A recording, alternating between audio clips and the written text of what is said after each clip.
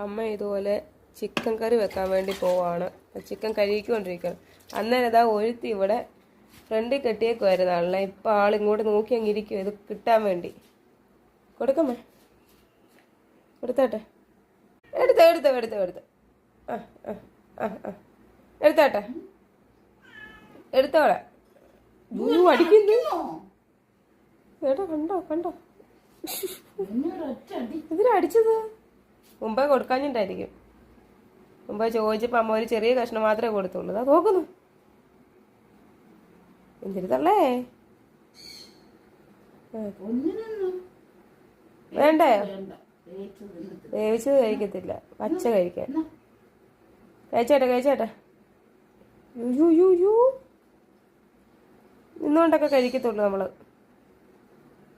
അപ്പൊ ഇന്ന് കറി വെക്കണ്ടേ? ഷടാ, കണ്ടോ?